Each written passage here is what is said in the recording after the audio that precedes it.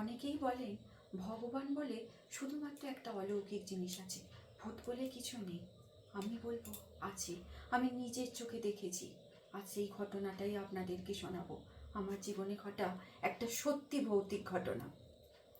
19+ বিয়ে হয়ে আসি শ্বশুর বাড়িতে। এসে থেকে অবধি নানান রোগে ভুগতে থাকি, অথচ বাপের বাড়ি গেলেই আমার শরীর ঠিক হয়ে যায়। শ্বশুর বাড়িতে ননদরা বা অনেকেই বলতো যে কাজ করার ভয়ে না এই রোগের অভিনয় করে। মায়ের কাছে গিয়ে কাঁদতাম যে মা সত্যি সত্যিই হয়। শাশুড়ি মায়ের সাথে গল্প করতাম, মাকে বলতাম যে মা মনে হয় এই বাড়িটায় একটা কিছু আছে।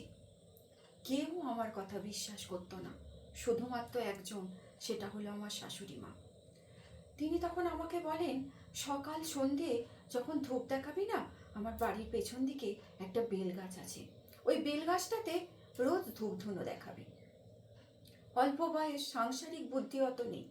মা বেঁচে থাকাকালীন অবস্থায় কোনোদিনও মাকে জিজ্ঞাসা করিনি যে কেন কেন ওই বেল গাছটাতে আমি সন্ধে দেখাবো।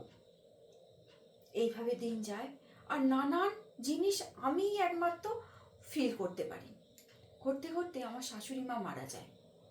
তারপর থেকেই জিনিসটা আমার বাড়ির, আমার স্বামী, আমার ননদরা অনেকেই অনুভব করতে পারে যে কিছু একটা আছে। আমার শাশুড়ি মায়ের শ্রাদ্ধের দিন থেকে আমার শ্বশুরমশাই পড়লেন বিছানাতে। আমার স্বামী আমার শ্বশুরমশাইকে নিয়ে ব্যাঙ্গালোরে। তখন আমার ছোট্ট ছোট্ট দুটো বাচ্চা, বাড়িটায় আর কেউ নেই। আমার মাসি শাশুড়ি এসেছেন ওই বাচ্চা দুটিকে দেখার জন্য। আর ঠিক সেই সময় থেকেই শুরু হলো সেই অদ্ভুত ঘটনা আরও প্রকটভাবে।